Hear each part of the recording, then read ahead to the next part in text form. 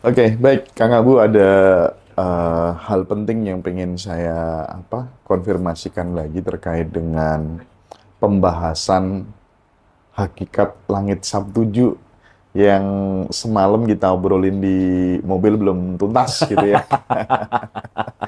Nah, Oke. ini nih ini menarik karena hasil kesimpulan 18 perjalanan spiritualnya Kang Abu Marlo gitu Hmm. seolah-olah diringkas di bagian ini gitu sehingga saya pengen ini semua teman-teman menjadi belajar gitu supaya tahu hakikatnya apa sih sebenarnya gitu. Silakan Kang Abu.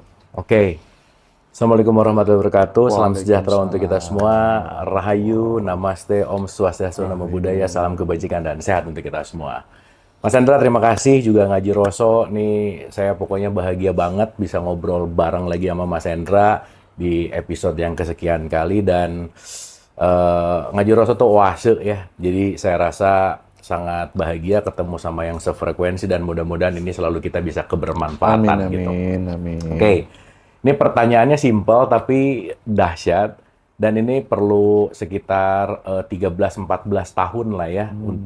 untuk sampai ke titik ini. Maka saya selalu mengatakan bahwa apapun yang keluar itu sementara gitu ya. Jadi kita ini hidup dari kesementaraan menuju kesementaraan yang saya rasa tidak mengikat kepada satu yang absolut karena semua itu adalah dinamis gitu. Nah, mungkin kalau bicara si level 7 ini dan gimana ya, ini sesuatu yang praktikal, tetapi juga didapatkan dari ranah yang sangat luas gitu kira-kira. Jadi teman-teman, ini kesimpulan dalam subjektif saya sekarang gitu ya, dalam perjalanan ini. Jadi mudah-mudahan ini akan jadi pelajaran gitu. Mungkin kalau nanti saya syuting sama Mas Hendra 10 tahun yang lagi yang akan datang gitu, pasti akan ada upgrade gitu lah kira-kira. Oke, sip. Oke. Jadi saya memaknai kehidupan ini dalam perspektif ilahiyah, dalam perspektif keterbatasan, atau ginilah, keterbatasan di sini dalam artian kita ini terbatas oleh limitasi kan. Dalam artian kita itu bahasa gampangnya terpisah dari Tuhan lah gitu kira-kira, dalam perspektif ini gitu. Jadi saya sebut ini adalah derajat keterpisahan. Sekaligus saya sebut juga ini adalah derajat hubungan atau relationship gitu. Maka setiap hubungan itu punya derajat yang beda-beda gitu. Nah, kita akan membagi 7 level. Ya, kita akan pelan-pelan gitu. 1, 2, 3, 4, 5, 6, 7. Mungkin kita akan lebih pelan-pelan, lebih rileks. Jadi mungkin ada banyak waktu untuk menjelaskan satu-satu, santai ya Mas Hendra ya. Jadi kita nggak cepat-cepat quick Aman, aman. Ya. quick answer, tapi mungkin kita akan pelan-pelan supaya nanti bisa nyampe Lebih ke titik komprehensif juga kan. komprehensif gitu. Oke. Jadi level 1 sampai 7 itu satu paling bawah, paling jauh, 7 itu nanti paling dekat lah gitu kira-kira. Jadi nanti ini leveling kayak piramid lah ya. Jadi 1, 2, 3, 4, 5, 6, 7 gitu. Nah, level yang paling jauh, kita tahu bahwa kita ini diberikan tubuh fisik dari Sang Maha yang kita sebut Sang Maha Energi, itu vibrasinya sangat lembut banget gitu. Maka semakin jauh dari titik frekuensi yang lembut, itu paling bawah, itu semakin memadat lah bahasanya. Maka materi itu adalah energi yang memadat gitu. Sehingga ketika kita sekarang punya tubuh fisik, berarti ada sesuatu yang perjalanannya agak jauh gitu kira-kira.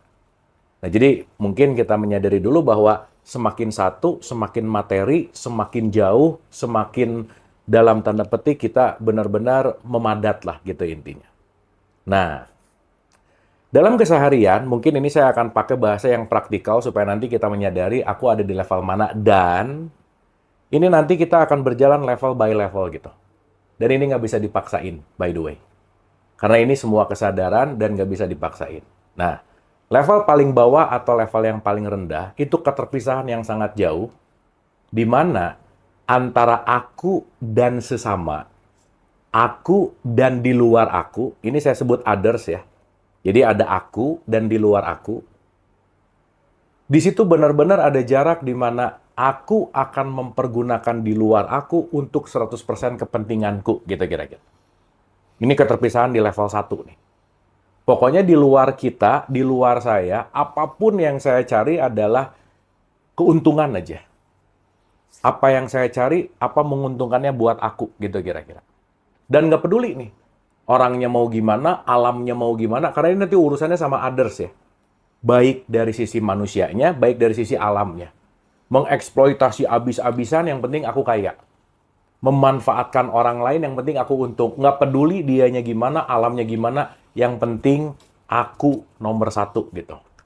Berarti aku nomor satu, ego lebih besar dari apapun. Berarti kalau udah ego lebih besar dari apapun, egonya sangat besar gitu kira-kira. Ini level 1 gitu ya. Nah, biasanya ini nanti seiring melakukan perjalanan hidup, itu akan ada jalan untuk naik ke level berikutnya gitu. Gitu ya, karena nanti kita ngerti bahwa setiap perjalanan itu pasti punya titik kulminasinya masing-masing gitu.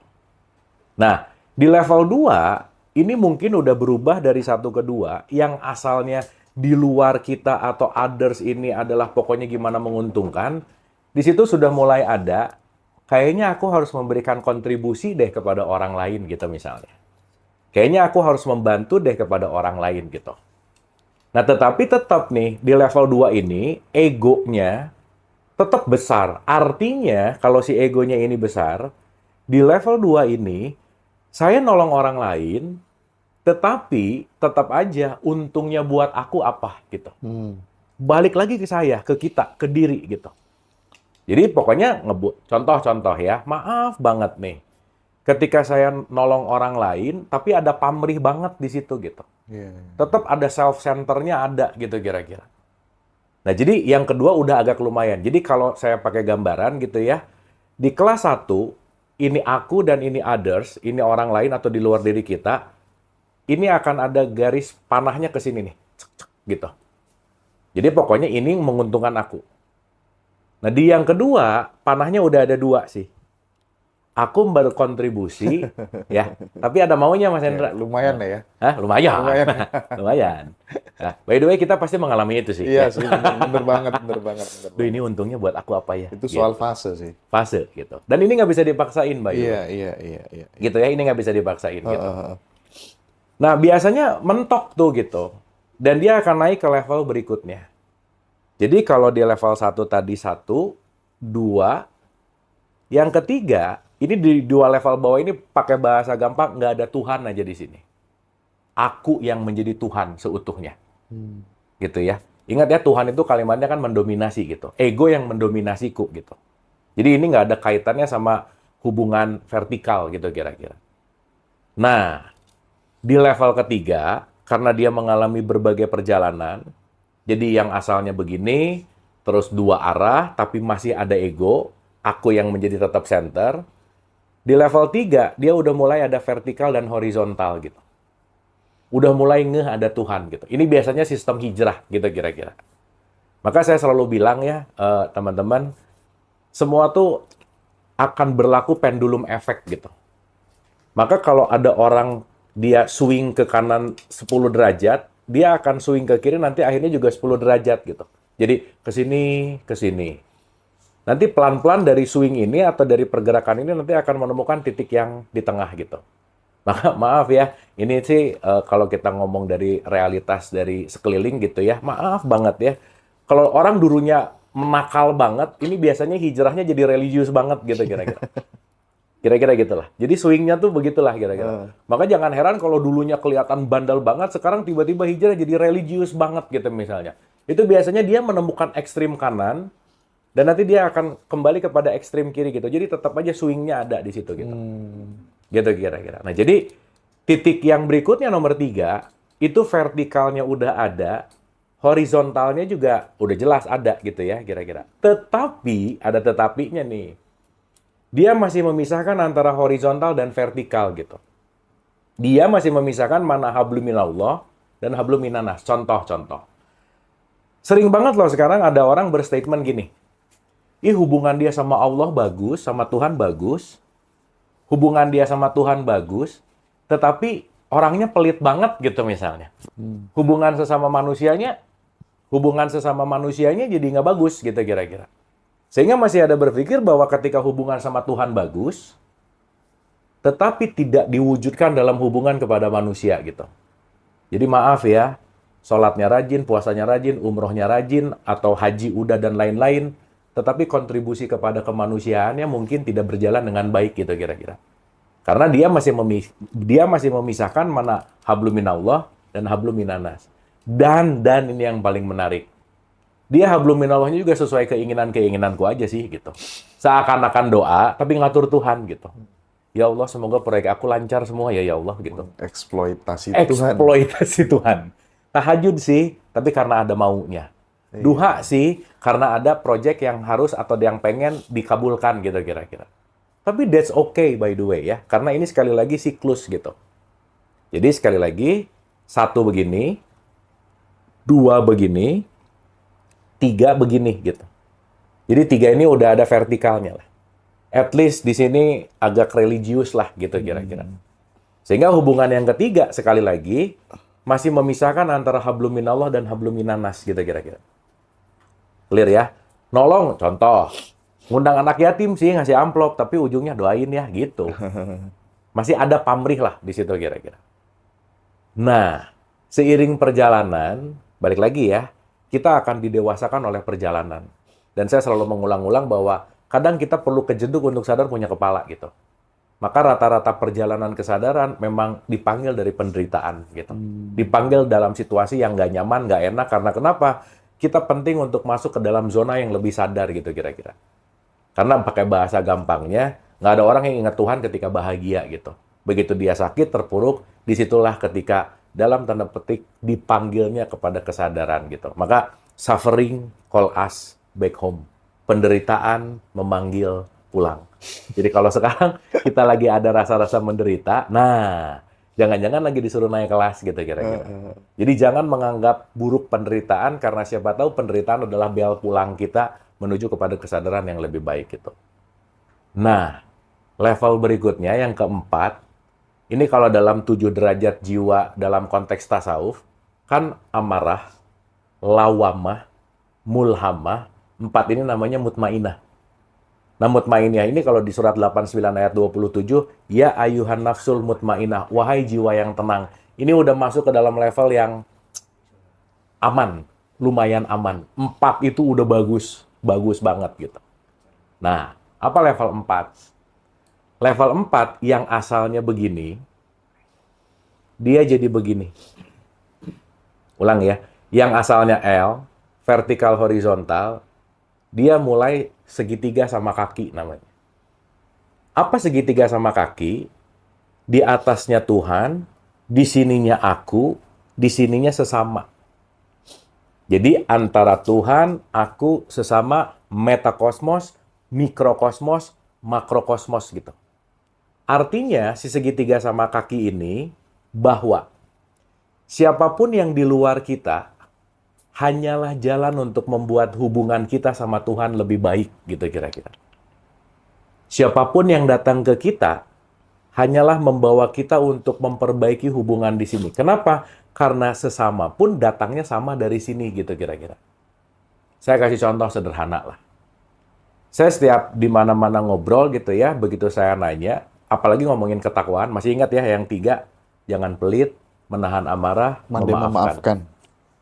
Begitu nanya nomor 3, Mas Hendra, rata-rata, aduh aku susah gitu. Aduh aku susah gitu. Itu rata-rata. Bener. Karena memaafkan itu susah. Iya kan. Skill ya Kang ya. Skill, balik lagi skill. Memaafkan itu skill. Tetapi, ketika kita bicara segitiga ini, mungkin ini bisa dipakai cara bahwa daripada hubungan saya sama Tuhan nggak baik, mending saya maafin orang itu gitu. Jadi nanti sadar bahwa siapapun yang datang ke kita hanyalah sarana untuk memperbaiki hubungan kita sama Tuhan. Jadi kalau sudut pandangnya udah segitiga sama sisi, bagaimana kita akan membenci siapapun yang datang ke kita karena mereka adalah sarana kita untuk memperbaiki hubungan sama Tuhan. Wabil khusus nih kalau pakai ngomongin wabil khusus. Sarana inilah nanti yang akan terjadi pasangan anak dan orang tua, orang-orang terdekat kita biasanya. Itu sarana indah untuk memperbaiki hubungan sama Tuhan. Makanya jangan heran kalau pasangan nyebelin gitu. Jangan heran kalau anak nyebelin atau ngeselin orang tua. Konflik paling banyak terjadi di orang-orang terdekat, fix gitu. Kenapa? Karena itu memang sarana terbaik kita untuk kembali kepada Tuhan gitu. Jangan lupa ya, pasangan itu co-passenger. Co-passenger itu adalah teman seperjalanan, bukan tujuan. Teman seperjalanan untuk kita memperbaiki relationship yang baik sama Tuhan gitu kira-kira. Nah, jadi di 4 ini tuh kalau dilatih gitu ya, nyebelin, oke, sarana saya untuk bisa stay connected gitu, untuk bisa gimana saya benar-benar terhubung sama Tuhan gitu kira-kira. Ini level 4 nih. Sip ya.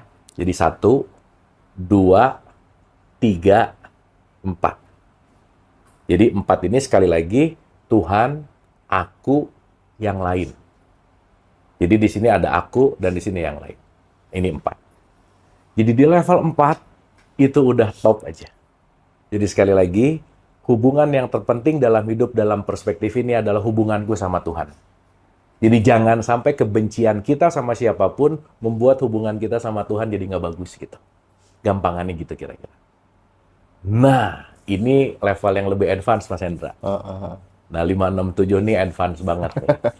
Oke, karena advance mungkin saya boleh minta gelas sama itu sendok supaya saya nanti bisa langsung tunjukin. Nah, itu boleh. Ya. Nah, ini bukan musulap bukan ya? Karena ini cara yang paling mudah untuk nanti akan menggambarkan. Gitu. Iya. Karena makin ke atas itu makin sulit untuk digambarkan dengan kata-kata. Gitu. Oke. Nah, jadi 1, 2, 3, 4. Yang 5 ini nanti kita akan menyadari ini namanya oneness atau yang disebut dengan ketauhidan. Kenapa? Karena antara aku dan yang lain itu udah menyatu gitu. Jadi yang asalnya segitiga sekarang tinggal begini. Tinggal ada satu di sini Tuhan, di sini selain Dia. Siapa? Aku dan semua makhluk. Berarti di sini sudah tidak ada batasan antara aku sama yang lain gitu. Saya udah tidak membatasi antara saya sama Mas Hendra gitu. Di situ udah nggak ada Abu dan udah nggak ada Hendra. Kita adalah manusia. Lebih dalam lagi kita adalah makhluk. Maka saya udah melepaskan identitas, maka saya melihat segala sesuatunya, kamu adalah aku yang lain. Maka menyakitimu, menyakitiku juga. Menolongmu sebetulnya untuk menolongku juga. Maka teman-teman kita penting untuk menyadari ketika kita nolong nggak ada yang ditolong kecuali diri sendiri. Iya. Maka kalau orang malas nolong orang lain berarti dia lagi menyakiti dirinya sendiri. Karena di level ini sudah tidak ada batasan antara apapun karena kita melihat dalam satu kesatuan gitu. Inilah yang disebut oneness. Inilah yang disebut tauhid. Inilah yang disebut kesatuan yang tidak ada sekatnya gitu kira-kira. Mungkin kalau pakai bahasa ilah itu sekat, Allah itu kesatuan. La ilaha illallah gitu kira-kira.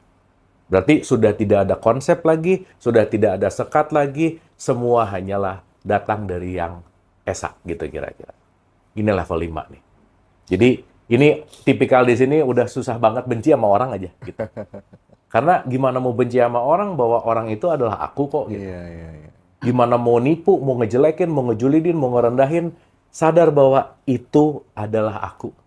Semua hanya mirror effect gitu kira-kira. Semua hanya cerminan gitu kira-kira.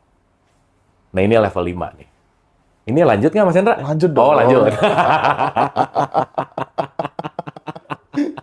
Ya. Oh ini Oke. tegang ya. Ini jarang diceritain masalahnya. Benar. Ini karena Mas Hendra yang minta jadi diceritain. Iya, thank you Kang Abu. Iya. Tadi malam sudah ngobrol. Kalau yang 6-7 itu harus ketemu langsung Mas. Harus Hendra, ketemu harus langsung. ngalami. Tapi ini mudah-mudahan lah Udah, nanti sampai oke. ke 7 lah ya teman-teman ya. Sip ya. Oke. Pelan-pelan ya. Ya. Karena ini 67 sesuatu yang saya rasa dalam banget gitu. Tolong diresapi. Dan sekali lagi teman-teman, mungkin per saat ini belum dimengerti dan mungkin butuh waktu untuk Betul. kita mengerti. Sip. Jadi saya rasa mending terbuka dulu, Iya. kosongin dulu.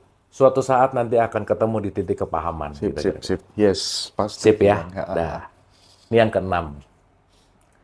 Jadi kalau udah begini tinggal ada 2. Di ke-6 itu lebih dalam lagi bahwa ini yang bawah sudah melebur ke yang atas gitu. Hmm. Udah nggak ada lagi kita, yang ada hanyalah dia gitu. Jadi kalau boleh pakai kata-kata, kita semua cuman alatnya Tuhan gitu kira-kira. Melakukannya udah benar-benar atas nama dia. Nah, level inilah orang yang sudah mulai bicara bisa bahwa atas namamu gitu kira-kira. Betul nggak Mas Hendra? Iya, iya. Yang berhak ngomong atas nama cuman utusan. Kalau nggak diutus ya jangan ngomong atas nama dong gitu. Sehingga ketika kita berbicara atas nama, akunya udah nggak ada gitu. Oke, saya mau belok dulu ke cerita Sufi sedikit. Ada satu guru Sufi datang muridnya. Begitu muridnya datang ke guru Sufi ini, dia nanya, "Guru, aku ingin belajar tentang ketuhanan." Tahu nggak teman-teman, pertanyaan pertama gurunya ke muridnya sederhana. "Kamu udah pernah jatuh cinta belum?" Dia bilang. "Belum." "Udah nggak usah ngomongin Tuhan-Tuhan lah kalau kamu belum jatuh cinta." Nah, di sini berarti yang namanya jatuh cinta ini penting sekali. Kenapa? Karena ketika kita jatuh cinta, sadarilah bahwa jatuh cinta sama dengan menghilangkan aku karena hanya ada yang aku cintai di situ. Berarti cinta adalah meniadakanku. Meniadakan.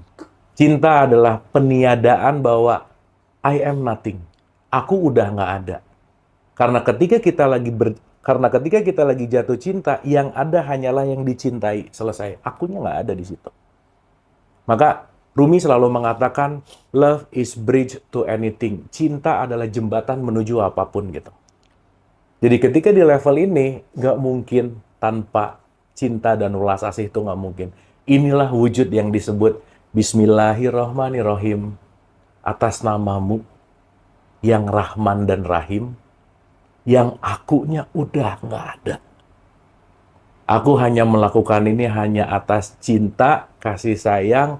Abu nggak ada, egonya si Abu nggak ada, personalitasnya nggak ada, identitasnya nggak ada, semuanya nggak ada. Semua hanya dilakukan atas nama cinta. Itu level 6 tuh. Udah melebur, menyatu, menjadi alatnya dia. Inilah praktek dari basmalah itu sendiri. Kan saya sering bilang gini Mas Hendra, banyak orang mengucapkan bismillah tapi tidak menjadi bismillah gitu. Bisa sekarang ngomong bismillahirrahmanirrahim, bisa. Tetapi berbasmalah bukan mengucapkan tetapi menjadi. Artinya apa? Sudah meleburkan semuanya. Udah nggak ada apapun kecuali dia gitu. Jadi kalau pakai bahasa la itu kan tidak. Bukan namaku, bukan jabatanku, bukan status sosial, bahkan bukan tubuh lagi, bahkan bukan pikiran, perasaan, emosi, semua bukan illallah gitu. Esensinya cuman illallah, selesai. Disitulah baru kita bisa mengatakan kemana saja kamu menghadap, di situ wajahnya Allah gitu. Karena kenapa? Sudah ada penyatuan yang dalam tanda petik ya, penyatuan yang paripurna gitulah kira-kira. Sip ya, diresapi, dirasain aja dulu, gitu. Itu yang keenam. Review. 1, garisnya ke sini. 2, tetap nih ya, ini masih ada egonya kencang banget. 3, tuh udah ada vertikal. 4, udah segitiga sama kaki antara Tuhan, aku, dan others. Dari 4 jadi 5, begini. Cuman ada Tuhan dan others tadi gitu ya, udah menyatu. Dan ke-6 itu begini gitu. Satu kesatuan. Satu kesatuan yang tidak terpisah gitu. Itu 6. Nah ini yang paling susah ngejelasinnya sih. Ya, jadi teman-teman, saya berusaha menjelaskan dengan gimana ya? Dengan bahasa sebenarnya nggak bisa dijelasin sama bahasa sih. Karena ketika sesuatu sudah dibahasakan, dia terlimitasi. Karena bahasa itu sangat-sangat terlimitasi gitu. Berarti ini beyond dari bahasa, ini melampaui bahasa gitu kira-kira. Sip ya, saya mau kasih analogi dulu nih. Yang nomor 7 itu disebut tak terlukiskan. pun saya ngomong tak terlukiskan, terkata, tetap masih ada kata sebenarnya. Ya, jadi saya mau kasih analogi. Apa sih yang ketujuh? Yang ketujuh itu cuman gini nih. Udah, itu aja. Ulang ya, takut belum nangkep nih ya. Teman-teman bisa dengerin ini nggak? Tidak terdefinisi, itu aja. Mau disebut bunyi ting apa, bukan juga. Mau didefinisikan dengan kata-kata nggak bisa. Tetapi yang nomor 7 hanya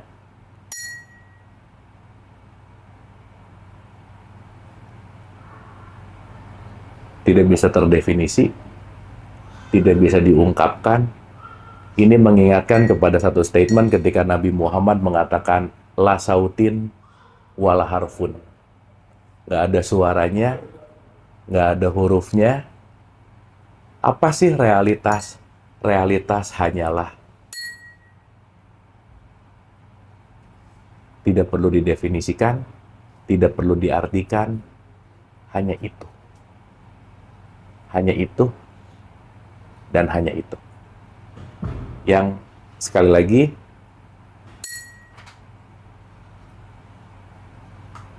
that's it. Itu aja. Itu Mas. Keren, luar biasa, Kak Bu. Aduh. Oke deh. Ini kan tema berat ya. Saya geser ke ini deh Kang Abu. Terima kasih banyak loh Kang ya, sudah mau membreakdown ini mulai dari derajat 1 sampai ke 7. Mudah-mudahan khusus 6 dan 7 itu seiring berjalannya waktu, asal kita punya keinginan untuk paham itu, mesti suatu saat nanti bakal paham dengan sendiri sih. Ya.